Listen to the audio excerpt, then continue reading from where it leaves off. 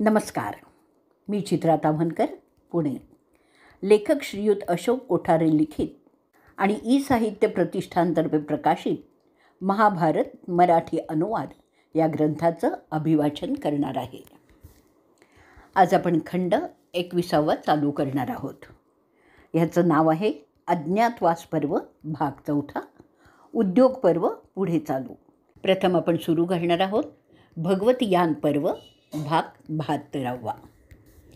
जनमेजय जय म्हणतोय, जसा संजय पांडवांच्या ठिकाणाहून निघाला धृतराष्ट्राकडे जाण्यासाठी, माझे पणजोबा पंडूंचे पुत्र काय काय करत होते ते समजून घेण्याची माझी इच्छा आहे. मला अहो ब्राह्मणा. वैशंपायन म्हणतात की संजय गेल्यानंतर युधिष्ठिर कृष्णाला बोलवतो आणि अहो सत्तावंतांचे शिरोमणी, आपण आपल्या चाहत्यांची नेहमी सेवा करत असता. आता वेळ आलेली आहे तुम्हाला तुमच्या मैत्रीची झलक दाखवण्याची, पांडवांसाठीची. आमच्या या अरिष्टाच्या प्रसंगी दुसरा कोणी आमच्या मदतीला येऊ शकेल असं आम्हाला तरी वाटत नाही आहे. अरे माधवा, मी सर्वस्वी तुझ्यावरच अवलंबून आहे, विसंबून आहे. तू पाहतोच आहेस की आम्ही आमचा हिस्सा निर्भयपणे त्यांच्याकडे मागितला, जो ठरलेल्या अटींप्रमाणे. ते आम्हाला देणं लागत आहेत. दुर्योधन त्याच्या अहंकाराने फुललेला आहे. त्याचा लोभीपणा अमर्याद झालेला आहे. तू जसा वृष्णींना सावरतोस तसं आता आम्हाला देखील सांभाळून घ्यावंस असं मला वाटतं आहे. माझा विश्वास आहे की तुझे पांडव त्या कृपेसाठी नक्कीच योग्य आहेत. दैवी शक्तीने प्रेरित असा कृष्ण म्हणतो, हा तर इथे मी हजरच आहे. सांग मला, तुला काय नेमकं म्हणायचं आहे ते. मी तुमच्याबरोबर आहे. युधिष्ठिर म्हणतो, तू आत्ताच ऐकलं आहेस धृतराष्ट्राचे विचार काय आहेत ते. संजयने आपल्याला ते सांगितलेलंच आहेत. संजय धृतराष्ट्राचं मन आहे. जे त्याच्या मनात असतं ते संजय ओळखून सांगत असतो. त्याच्या सूचनांचं तो तंतोतंत पालन करत असतो. तसं नाही केलं तर त्याचा मृत्यू अटळ आहे. एक वकील त्याच्या धन्याचीच भाषा बोलत असतो. धृतराष्ट्राला शांतता पाहिजे, परंतु आमचा हिस्सा देण्यास तो तयार नाही आहे. अशा परिस्थितीत अरे कृष्णा, तू जे सांगशील तसं करण्याचं मी ठरवलं आहे. आम्ही अटींचं पालन केलं आहे, परंतु तो मात्र क्षत्रियांसारखा वागत नाही आहे. त्याचा लोभीपणा त्यातून स्पष्ट दिसतो आहे. आणि आता मला वाटतं आहे की तो तसं पाप करणार नाही, परंतु तो त्याच्या मुलावरील प्रेमापोटी असं पाप करत आहे. आम्ही दिलेल्या अटींप्रमाणे 12 वर्ष वनात काढली, 1 वर्ष अज्ञातवासातही काढलं आहे. त्याला शेकडो ब्राह्मण साक्षीदारही आहेत. हे पाहून मला फार दुःख होत आहे. मी माझ्या मातेला आणि भावंडांना त्याबद्दल पटवू शकत नाही. मी वाद नको म्हणून फक्त 5 गावं मागितली, तर ते काय सांगतायत, सुईच्या अगरा एवढीसुद्धा तुम्हाला जागा मिळणार नाही. त्यातसुद्धा अविशस्थल, माकंडी, वर्नावळ, वृकस्थल आणि आणखी कोणतंही, ते सुद्धा न देण्याच्या गोष्टी ते करतायत.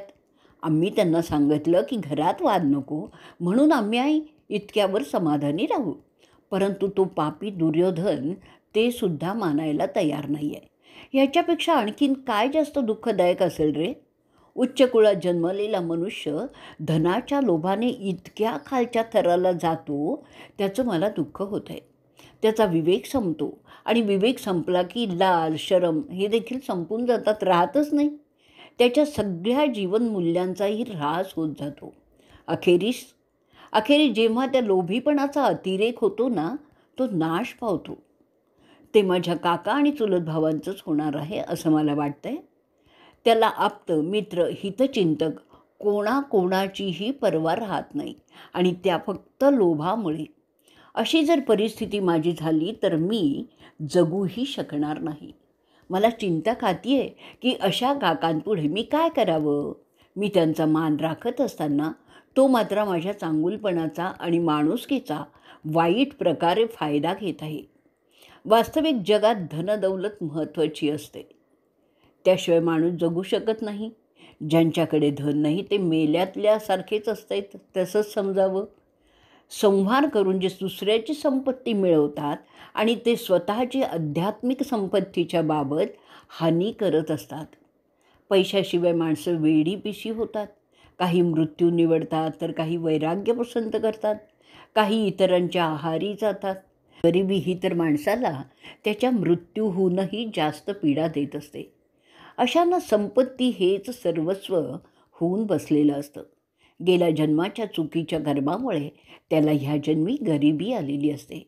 पण तो त्याचा दोष देवांना देऊन बसतो, ज्या देवांची तो पूजा करत असतो. पैशाशिवाय ब्राह्मणसुद्धा वेदांचं ज्ञान असूनही व्यर्थच असतो. म्हणूनच कृष्णा, कुबेर माणसाच्या खांद्यावर बसलेला आहे असं समजतात.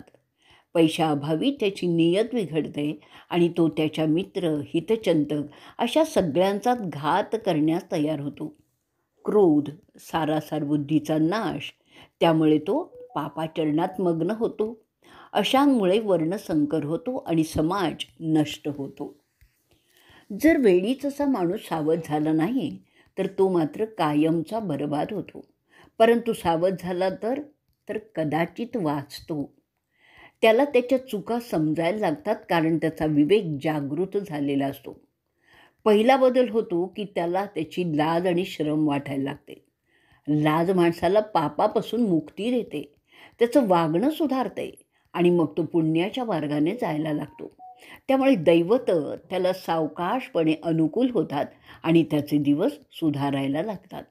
तो पुन्हा समृद्धीकडे वाटचाल करायला लागतो. त्याच्यात चांगुलपणा, माणुसकी आणि भूतदया हे उत्तम गुण वाढत जातात. त्याची आध्यात्मिक ऊर्जा वाढायला लागते आणि तो एक गुणी माणूस होतो. अरे कृष्णा, माझ्यात ते सगळे बदल होत गेलेले तू पाहिले असशील. आमची राजसत्ता गेली, ती आम्ही परत मिळवलीच पाहिजे. त्या दृष्टीने माझा पहिला प्रयत्न असेल. जर आम्ही दोघे, कौरव आणि पांडव, समजा शांतपणे राहू शकलो तर ते चांगलंच होईल. पण तसं होईल असं तरी काही दिसत नाही आहे.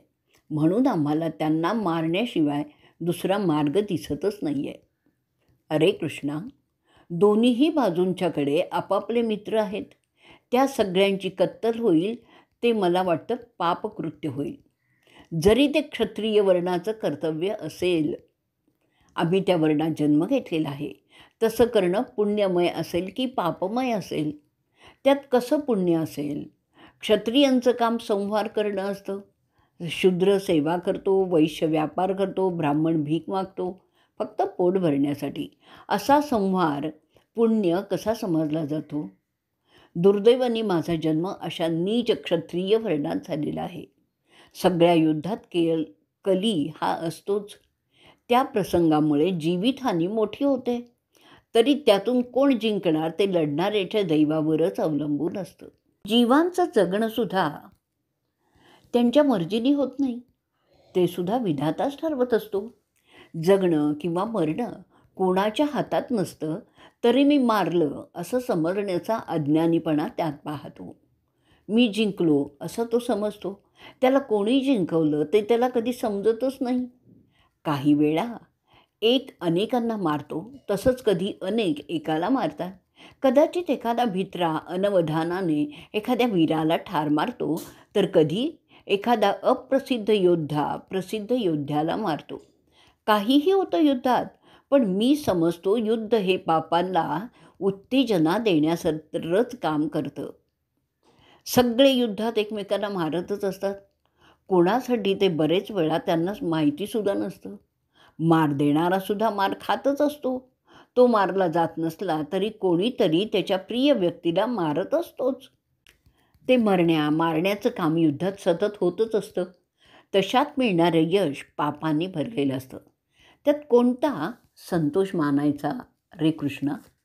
पुढे युधिष्ठिर म्हणतो, शांत प्रवृत्तीची, नम्र, गुणी, पुण्यवंत, दयाळू असे जे लोक प्रायः मारले जातात आणि लुच्चे, क्रूर, रागीट, पापमय, नालायक असे लोक मात्र वाचतात.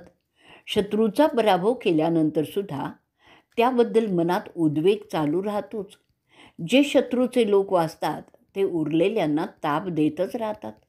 प्रश्न सोडवण्याच्यासाठी त्या प्रश्नाचा दुसरा भागच मारून टाकण्याचं काम अशी युद्ध करत असतात. अशा जिंकण्याने कायमस्वरूपी वैरभाव उत्पन्न होत असतो. जे हरले ते दुःखात राहतात. जो शांतताप्रेमी आहे तो मात्र नेहमीच सुखाने निद्रा घेतो. तो जिंकण्याचा किंवा हरण्याचा विचार करतच नाही. जो युद्धाची परिस्थिती उत्पन्न करतो तो सदैव तशा भ्रांतीत विचार करत राहतो. त्याला मनःशांती कधी मिळतच नाही असं मला वाटतं. अशा रीतीने माणसं मारून त्याला कुप्रसिद्धी मात्र प्राप्त होते. त्या माणसाला कोणीही चांगला समजतच नाही. लोक त्याला विसरण्याचा प्रयत्न करतात. शत्रुत्व कधी युद्धाने संपत नाही, ते आणखीन गहन होत असतं. त्यासाठी दोनांपैकी एका पक्षाचा सर्वनाशच करावा लागतो. तिसरे पक्ष त्या दोघातील झगड्याचा फायदा उठवण्याचा प्रयत्न करत असतात. वैर कधीही संपत नाही. ते धुमसणाऱ्या गवताच्या ढिगाऱ्यासारखं असतं. शांतताही कधीच मिळत नाही. शत्रूचा सर्वनाश केल्यामुळे जिंकणाऱ्याला भरभराटी येऊ शकते. पण अरे माधवा, त्यात कौर्य मला दिसतं ते मला आवडणार नाही. त्यासाठी आम्ही जर आमच्या राज्याचा हक्क सोडला तर ते मृत्यूपेक्षाही जास्त दुःखदायक होणार आहे. शत्रू स्वतःला जिंकलेला समजणार आणि आपले आणखीनच हाल त्याच्यामुळे होऊ शकतात. अशा एकतर्फी परतण्यांचं चुकीचे अर्थही काढले जाणार आणि आपल्यावर नामर्द असल्याचं दूषण लागणार. ते सुद्धा योग्य होणार नाही. आम्हाला आमचं राज्य कदापिही सोडायचं नाही आहे. त्याचवेळी आमच्या घराण्याचा नाश होणंसुद्धा आम्हाला मंजूर नाही. मला वाटतंय अशा परिस्थितीत कमीपणा घेऊन शांतता राखणं योग्य होईल. अशा स्थितीत शांतता राखणाऱ्यांना ते हरल्याची जाणीव होईल. ते सुद्धा क्षत्रियांना न शोभणारच असेल. म्हणजेच मग युद्ध करण्याशिवाय गत्यंतर नाही. त्यात आपली हिंमत दाखवता येईल. समेट न झाल्यास भविष्य भयानक होणार आहे. ज्ञानी लोक ते सगळं जाणतात आणि त्याबद्दल त्यांनी लिहिलेलं सुद्धा आहे. तसं आपलं होणार असं दिसायला लागलं आहे. जे बलवान आहेत ते कमजोरांशी लढत नाहीत. आपल्यात वडिलांचा मान ठेवणं महत्त्वाचं आहे आणि धृतराष्ट्र आपल्या पित्या समानच आहेत, म्हणून त्यांच्यासाठी माघार घेणं योग्य होईल का? ते सुद्धा योग्य होणार नाही, कारण त्याला त्याच्या स्वतःच्या मुलांमध्ये जास्त माया आहे, म्हणून तो आम्हाला पित्या समान धरता येणार नाही. जर त्याच्या वागण्यात आम्ही सगळे एकसारखे असतो तर ते योग्य झालं असतं. परंतु अरे कृष्णा, तशी ही परिस्थिती नाही आहे.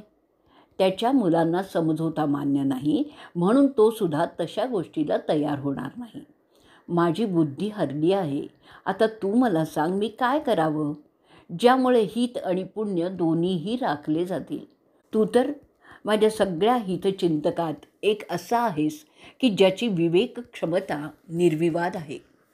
वैशंपायन पुढे सांगतात, जनार्दन ते ऐकल्यानंतर युधिष्ठिराला म्हणतो, मी कुरुसभेत जातो तुमच्या दोघांच्याही वतीने आणि तुमचं नुकसान होणार नाही असा प्रस्ताव मांडतो.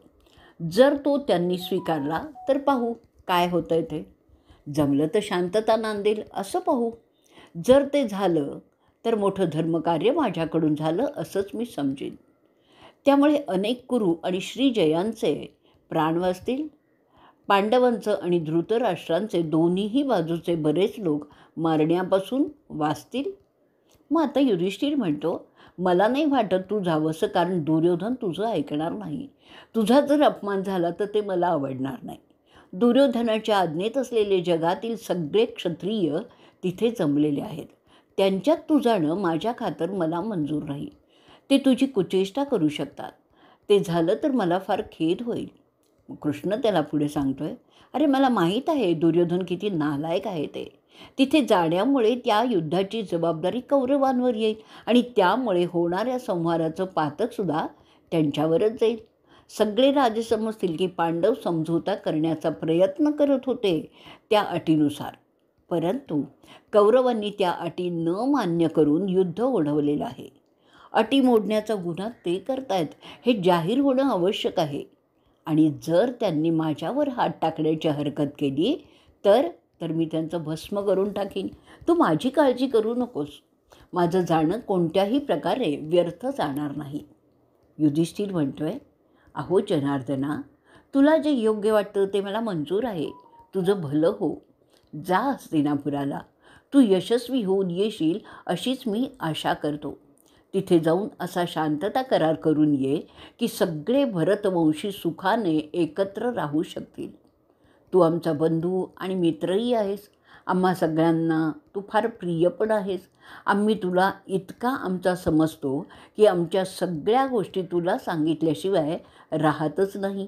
आमच्या आणि पृथ्वीच्या भल्यासाठी तू जा. तिथे दुर्योधनाला असं पटवण्याचा प्रयत्न कर की आमचं भलं होईल. भगवत पर्व भाग 72 आपण इथे संपवणार आहोत. भाग 73. भगवान श्रीकृष्ण म्हणत आहेत, मी संजयचं ऐकलं आहे आणि आत्ता तुझंही ऐकलं आहे. मला तुम्हा दोघांचे अंतस्थ हेतू उद्देश चांगलेच समजलेले आहेत. तुला चांगुलपणा वाढवायचा आहे तर त्यांना वैर वाढवायचा आहे. हा दोघातील उद्देशांचा फरक मला समजलेला आहे. आपला मतलब युद्धाशिवाय साध्य करावा असा तुझा विचार आहे. परंतु अरे क्षत्रिया, ब्राह्मणांसारखं जन्मभर ब्रह्मचर्य पाळण्यासाठी ब्रह्माने क्षत्रिय वर्ण निर्माण केलेला नाही आहे, हे सुद्धा तू लक्षात घे. क्षत्रियांच्या जबाबदाऱ्या तू नीट समजून घे आणि ते आता आवश्यक आहे. क्षत्रियाने केवळ लढायचं नसतं, तर ती वेळ आली ना तर मात्र यथायोग्य करणं किंवा वागणं हे त्याला जमलंच पाहिजे, अशी विधात्याची अपेक्षा असते. आपल्यातील डरपोकपणाचं समर्थन त्याने विविध सबबी दाखवून करू नये, हे सुद्धा तू लक्षात घे. भित्रेपणाने कधी कोणाचं भलं झालेलं नाही आहे आणि तू तर शक्तिमान आहेस. ह्याचा जर तुला विसर पडला असेल तर ते एका क्षत्रियाला न शोभणारं आहे. हिंमत दाखव आणि शत्रूचा पराभव कर. त्यात कोणतंही पाप नाही आहे, म्हणून नको तिथे पाप आणि पुण्याच्या गोष्टी करण्यात समय व्यर्थ दौडू नकोस. पाप आणि पुण्य केवळ कृत्यांवर अवलंबून नसतं, तर ते त्या कृत्यांमागील उद्देशामुळे सिद्ध होत असतं. म्हणून निसर्ग सदैव मारत आणि जन्माला घालतच असतो, प्राणी आणि वनस्पतींना. पण त्यामुळे निसर्गाला कधी पाप लागत नाही किंवा पुण्यही मिळत नाही, कारण त्याच्या त्या कार्यात कोणताही स्वार्थी उद्देश नसतो. अशा उद्देशहीन कृत्यांना जड कृत्य समजलं जातं. युद्धात सैनिक शत्रू पक्षाच्या सैनिकांना मारतात. त्यात त्या सैनिकांचा कोणताही व्यक्तिगत मतलब नसतो.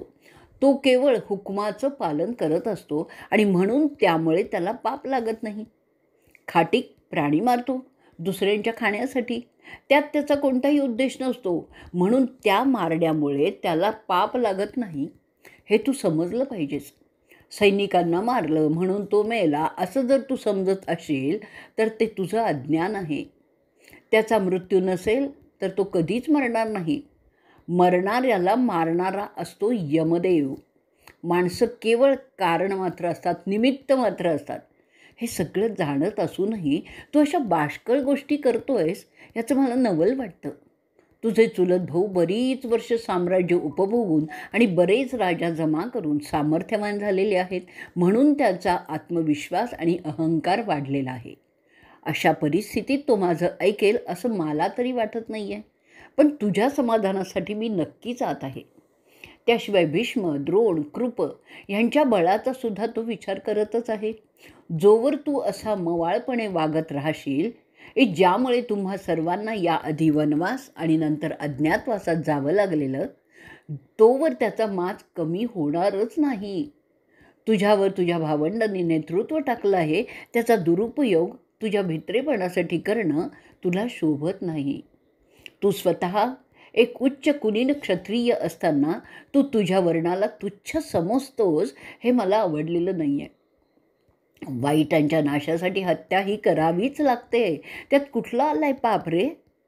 ब्रह्माने क्षत्रिय वर्ण उत्पन्न केला आहे, त्याच कामासाठी आणि तेच कार्य करण्यास तू अयोग्य समजत असशील तर तुला सावध व्हावं लागेल. कारण जो क्षत्रिय आपले सज्जन संरक्षणाचं कार्य करण्याचं टाळतो तो नरकात जातो, हे तू विसरला आहेस. त्यांनी तुमच्यावर अनेक अन्याय केलेत. तुझ्या मवाळ पगड्याचा फायदा घेतलाय आणि त्याची त्याला शिक्षा जर तू देणार नशील तर तू खरा राजा होण्यास नालायक आहेस असंच म्हणावं लागेल. तू क्षत्रिय वर्णाचा अपमान करतोस आणि ब्राह्मण वर्णाच्या योग्यतेचा सुद्धा तू राहणार नाही आहेस. त्याला क्षमा करणं म्हणजे अपात्र दान करण्यासारखं महापाप होईल. त्या पापामुळे तू तर नरकात जाशीलच, हे समजून घे. अरे युधिष्ठिरा, त्या अपमानकारक बोलण्याने तुला जर क्रोध होत नसेल तर तुझ्यात काहीतरी दोष आहे असं मला म्हणावं लागेल, नाईलाजाने का होईना. पण चांगुलपणा, माणुसकी, भूतदया अपात्र जागी करण्याने मोठं पाप लागतं हे तुझ्या लक्षात कसं येत नाही आहे? नीच दुर्योधन समजतो की पांडवांच्याकडे आता काही ताकदच उरलेली नाही आहे. त्यांच्याकडे जमिनीचा तुकडासुद्धा नाही. त्यांचं नाव आणि प्रतिष्ठा संपलेली आहे. त्यामुळे त्यांचा पराभव करणं सहज सोपं आहे. त्यासाठी तो कोणताही समझोता करण्यास तयार नाही आहे. समझोता नेहमी कमजोर पक्ष करत असतो, बलवान पक्ष नाही. त्यांचे सगळं माझ्या ताब्यात असल्यामुळे त्यांना पुन्हा वनात जाण्यापलीकडे दुसरा मार्गच नसेल. तेच विचार होते जेव्हा भर दरबारात दुःशासनाने असहाय्य द्रौपदीला खेचून आणलंय. ते कृत्य तो भीष्म, द्रोण इत्यादींच्या समक्ष करत होता. त्यावरून त्यांची पापी हिंमत किती वाढली आहे हे तू समजला पाहिजे तुला. त्यावेळी तुम्हा पांडवांची छी थू झाली तुझ्या भेकडपणामुळे. केवळ तुझ्या आज्ञेची ते वाट पाहत होते, पण तू गप्प बसला होतास. त्यात कोणता रे सात्विक भाव तू पाहत होतास? त्या चारांनी तुला नेता मानलं, ह्यात त्यांची मोठी चूक झालेली होती. त्या महारथींचा नेता होण्याची तुझी योग्यता नाही हेच त्यावेळी तू दाखवून दिलेलं आहेस. अशा सगळ्या तुझ्या दांभिक वागण्यामुळे तू दुर्योधनाचा माज वाढवत होतास.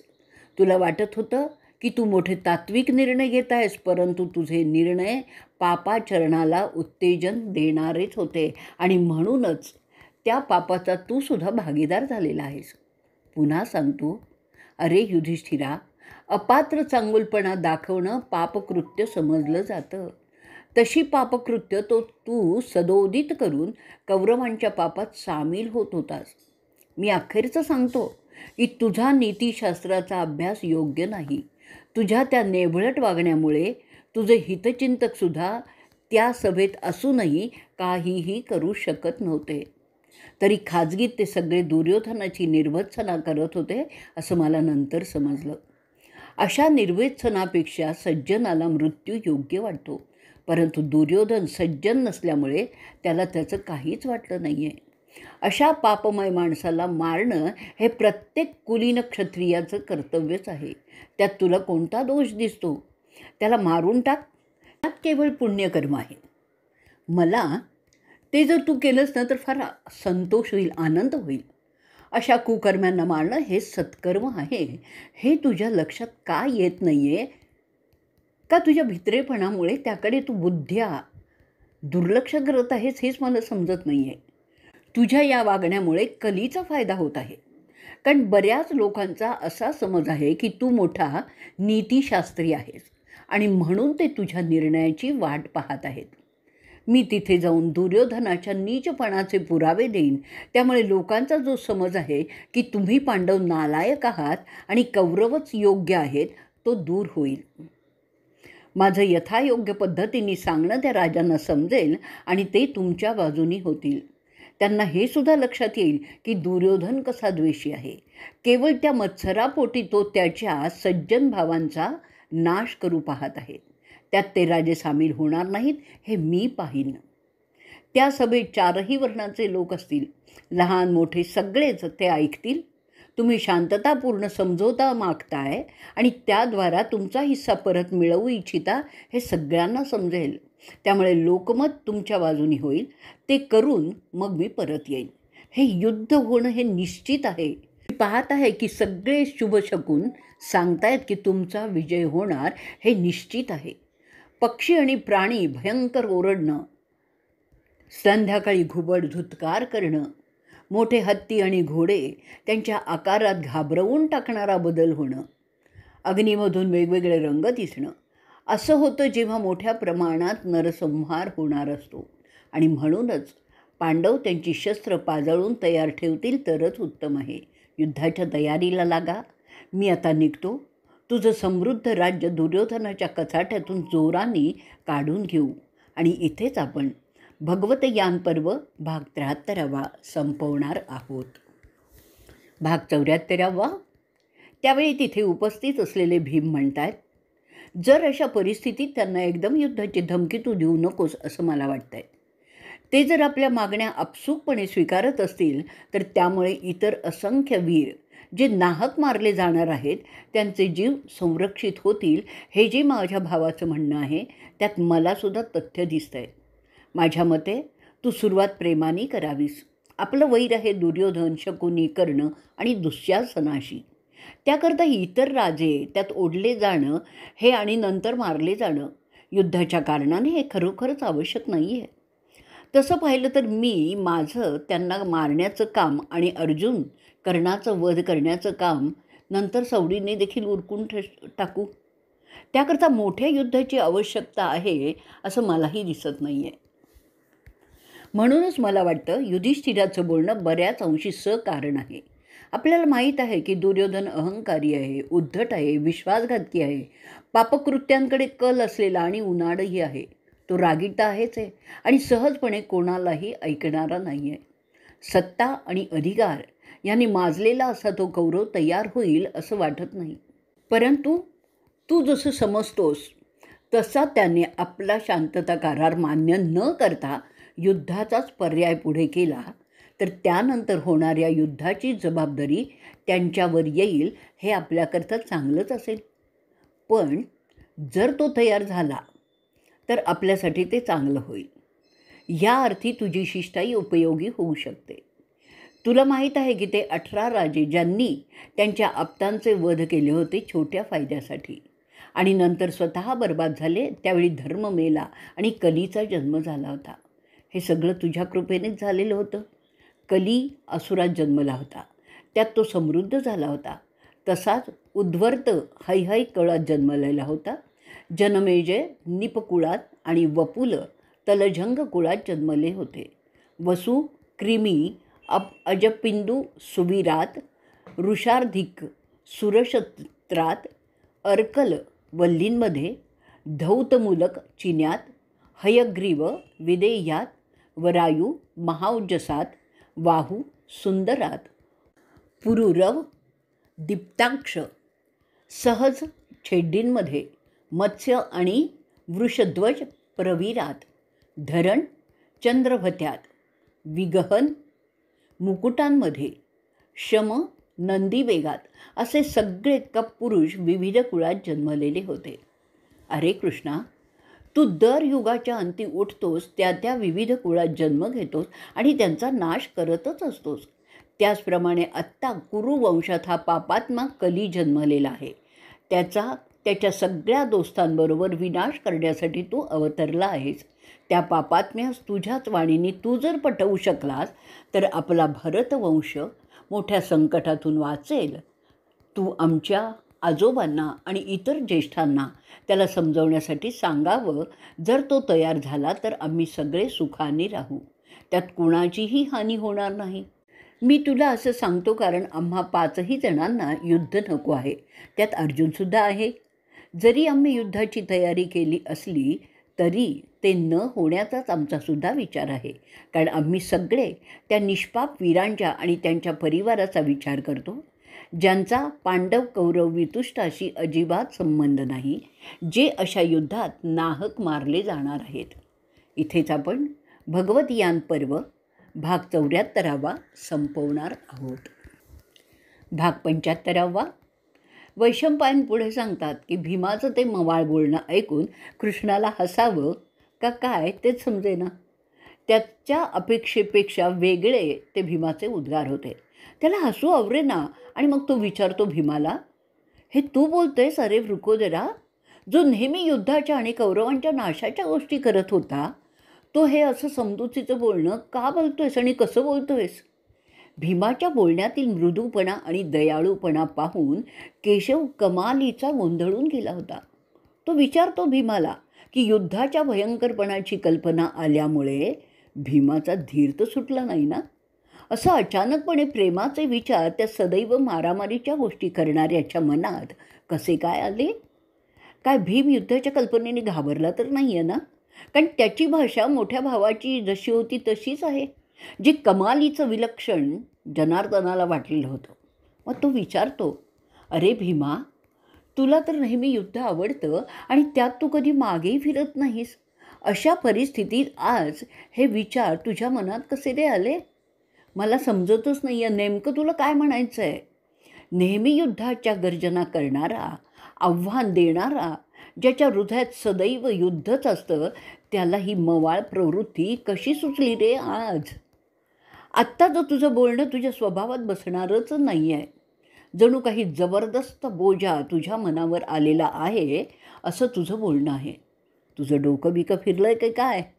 माणूस त्याच्या स्वभावात शोभतो, तुझं बोलणं त्यात बसत नाही आहे. तू वादळी वाऱ्यासारखा असतोस, परंतु आत्ता तू शांत वाऱ्यासारखा वागतोयस.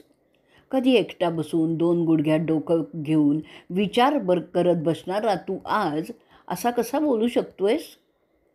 एकदा गदा घेऊन दुर्योधनाला मारण्यासाठी धावणारा असा कसा झाला आहेस?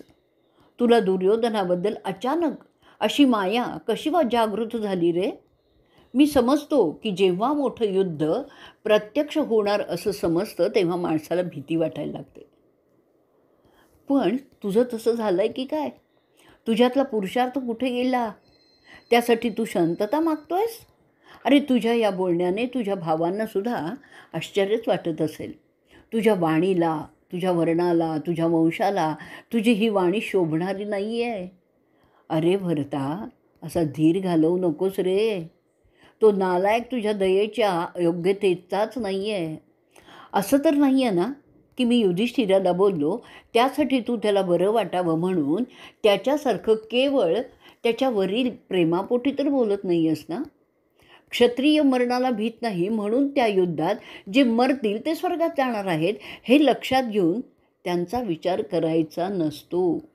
एवढं बोलून झाल्यावर भगवान श्रीकृष्ण भीमाच्या चेहऱ्याकडे बघतच राहतात आणि तिथेच आपला भाग 75वा संपलेला आहे. भाग 76वा. वैशंपायन पुढे सांगतात की ते वासुदेवाचं ऐकल्यानंतर नेहमी रागात असणारा भीम शुद्धीवर आल्यासारखा भानावर येतो आणि तो म्हणतो, अरे अच्युता, मला तसं काही म्हणायचं नव्हतं, परंतु मला एका विशिष्ट प्रकारे ते सांगायचं होतं. तू मात्र सगळं वेगळ्या अर्थाने ते माझं बोलणं घेतलंस. मला युद्ध आवडतं आणि तो माझा स्वभाव आहे, त्याबद्दल दुमत नाही आहे. मला योग्य प्रकारे लोक आणि तू ओळखतोस. आपले एकमेकांचे संबंध फार जुने आहेत रे.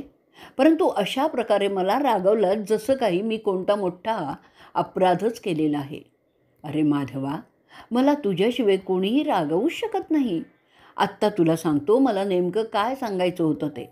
स्वतःची स्तुती करणं चांगलं समजलं जात नाही, तरी ते मी करणार आहे. तरी तू मला अशा रीतीने दम भरला आहेस म्हणून सांगतो. ते पहा, आकाश आणि पृथ्वी दोनही कोणाच्यानेही हलणारे नाही आहेत. त्यातच सगळे आश्रय घेत असतात. त्यातच ते असंख्य जीव उत्पन्न होत असतात. समज ते 2 काही अपघाताने एकमेकांवर आदळले तर मी माझ्या या 2 हातांनी त्यांना वेगळं करू शकतो. माझे हात पहा कसे गद्यासारखे आहेत. माझ्या कह्यात आलेला माणूस कोणीही त्यात सुटूच शकत नाही. तो हिमालय, ते सागर, वलाला मारणारा इंद्र, कोणीही त्याला माझ्या तावडीतून सोडवूच शकणार नाही. माझ्या पायाखाली मी सगळे क्षत्रिय तुडवू शकतो. कोणाची हिंमत आहे पांडवांशी लढण्याची ते तर तू जाणतच आहेस.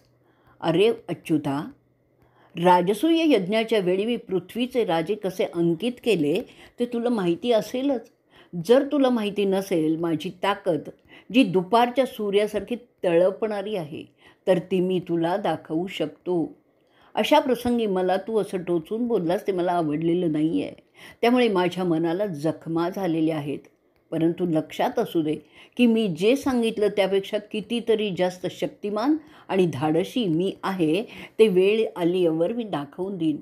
जेव्हा ते युद्ध सुरू होईल तेव्हा तू पाहशील की मी कसे हत्ती आणि रथ त्यांच्या घोड्यासकट फेकून देतो. एका फटक्यात कसे ते क्षत्रिय ठार मारतो ते सुद्धा तू पाहाच. तू आणि तुझ्यासारखे इतर पाहतील मी कसे शत्रूंचं सैनिक रगडून काढतो. माझ्या हाडांची ताकद संपलेली नाही आहे की माझ्या हृदयात भीतीची धडकनही सुरू झालेली नाही आहे. मी मवाळ बोलू? सगळं जग संपलं, माझ्या अंगावर जरी तुटून पडलं तरीही मला भीती वाटणार नाही. अरे कृष्णा, मला भीती माहितीच नाही आहे रे. मी जे काही बोलतो ना ते केवळ दयेच्या पोटी. माझ्या भावाला बरं वाटावं म्हणून होतं, पण तू ते समजलाच नाहीस. मी एक परीने गंमतच करत होतो आणि त्यात तू फसलास याचं मला नवल वाटतंय. मात्र आता त्यांचा नाश करायचाच आहे. इथेच आपला 76वा भाग संपलेला आहे. भाग 77वा. भगवान श्रीकृष्ण सांगतात, केवळ प्रेम आणि हितचिंतनाच्या उद्देशाने मी ते बोलत होतो. तुझ्यातील अग्नी किती तेजस्वी आहे ते मला पाहायचं होतं. त्यात तुझा निर्भत्सना करण्याचा किंवा तुला कमजोर ठरवण्याचा हेतू माझा अजिबात नव्हता. मला तुझ्या हिंमतीची, गुणवत्तेची पूर्णपणे कल्पना आहे. तुला चिडवण्याचा माझा उद्देश नव्हता. मी माझ्या ज्ञानाने प्रेरित होऊन किंवा रागाने किंवा काहीतरी बोलायचं म्हणून मी बोलत नव्हतो. मला माहीत आहे की जेव्हा युद्ध होईल तेव्हा तू पांडवांच्या भल्यासाठी कितीतरी मोठं काम करणार आहेस. तुझे भाऊ तुझ्यासाठी योग्य आप्त आहेत. एकाच तोलामोलाचे तुम्ही एकमेकांसाठी आहात. तुम्हाला सगळे राजे फार मानतात, तरी त्यांना नेमकी कल्पना नसल्यामुळे ते कोण योग्य आहे कोण चूक ते समजत नाही आहेत. तो संशय मला त्या सभेत जाऊन काढून टाकायचा आहे. कारण कौरवांनी तुमच्या गैरहजेरीत तुमच्याबद्दल बरंच काही खोटं नाटं सांगून तुमच्याबद्दल गैरसमज पसरवण्याचं काम केलेलं आहे. माणसाच्या यशाचं जे कारण असतं ना, तेच कारण त्याच्या अपयशाचं सुद्धा होऊ शकतं. आणि म्हणून माणसाच्या कामाचे परिणाम नेमके कसे येतील ते सांगता येत नाही. बऱ्याच वेळा त्याच्या अपेक्षेपेक्षा वेगळे परिणाम अनुभवायला येतात असं दिसतं. ज्ञानी माणसं त्यांच्या अंदाजानुसार काही करण्यास सांगतात, परंतु घडतं नेमकं विरुद्ध. त्यांचे अंदाज चुकतात कारण कार्यात दैवसुद्धा त्याचं कार्यरत असतं. ते कोणाला समजत नाहीत. ज्योतिषी अंदाज करतात, परंतु ते बरोबर होतील असं कधीच सांगता येणार नाही. कारण भाग्य कोणालाही तंतोतंत ओळखता येत नाही. जसं वारा कसा वाहील हे सांगता येत नाही, तसंच हेही असतं. कितीही उत्तम अभ्यास करून काही आडाखे मांडले तरी भाग्य त्यात बदल करून सगळेच निष्पन्न हाती येतं असा अनुभव आहे. त्यामुळे मोठे जाणकारसुद्धा हतबलच होतात. काही वेळा केवळ वातावरणाच्या विरुद्ध होण्याने चांगले आडाखे खोटे ठरतात. ते माणसाच्या आवाक्याबाहेरचे असतात. माणसाची सगळी मेहनत वाया जाते आणि म्हणून आपलं कर्म, भाग्य आणि निसर्गाचं कार्य यांच्यात मेळ घालावा लागतो. अंतिम यश मिळवण्यासाठी जे माणसाच्या कुवतीबाहेरचं असतं त्याकरता स्मृती आणि श्रुतीत जे दिलेलं आहे ते पाहतात. त्यावेळी भीमा देवतांच्या कृपेची उपयुक्तता समजते. कारण त्या देवता निसर्गाला नियंत्रित करीत असतात. देवता त्यांना अनुकूल असतात जे तपस्या करतात, व्रतस्थ जीवन जगतात आणि वासनांच्या आहारी जात नाहीत, जसे ब्रह्मचारी असतात. ते सगळं तुम्ही पांडवांनी योग्य सांभाळलेलं असल्यामुळे तुम्हाला या युद्धात त्या सगळ्या देवता मदतच करणार आहेत. जे अशा तयारीने आपली कामं करतात त्यांना यशच मिळतं. ते यश त्या देवतांचं असल्यामुळे ते त्यांनाच द्यायचं असतं. आपण फक्त कृती करत राहायची असते. त्यासाठी आपल्या दैवाला दोष देत उगाचच नाराज न होता देवतांची आठवण करत आनंदातच राहावं असं वेदात सांगितलेलं आहे. म्हणून माझ्या बोलण्याचा विनाकारणच चुकीचा अर्थ काढू नकोस. तुझी शक्ती जितकी आवश्यक आहे तितकंच दैवतांचं सहकार्यसुद्धा आवश्यकच आहे हे तुझ्या लक्षात आलं असेल. मी उद्या निघणार आहे हस्तिनापूरला जाण्यासाठी. तिथे धृतराष्ट्राला भेटणार आहे. मी माझ्या परीने प्रयत्न करणारच आहे पांडवांचं त्यांना विना मिळवून देण्यासाठीच. जर गौरव तयार झाले तर सोन्याहून पिवळं. माझ्या कीर्तीत मोठी वाढ होईल की मी कौरवांना पटवलं. तुझं मनाप्रमाणे झाल्याचं तुला समाधान मिळेल. परंतु जर ते मला ऐकणार नसतील तर मात्र अरे वृकोदरा, युद्ध निश्चित होणार हे समजून त्या तयारीत तुम्ही राहिलंच पाहिजे. तशा परिस्थितीत भीमसेना तुझी जबाबदारी मोठी असेल. तू आणि अर्जुन यांना मोठी जबाबदारी पेलायची आहे. मी अशीनच. विभस्तूची इच्छाच आहे की मी त्याचा रथ चालवावा, म्हणून मी त्याचा सारथी होणारच आहे. म्हणजेच मी आहे तुमच्याबरोबर त्या युद्धभूमीवर. त्यासाठी तुझ्यातील ऊर्जा वाढवण्यासाठी मी तसं बोलतो. तू उगाचच त्याबद्दल मनाला लावून घेऊ नकोस. आणि अशा रीतीने आपला भगवत यान पर्व भाग 77वा इथे संपलेला आहे.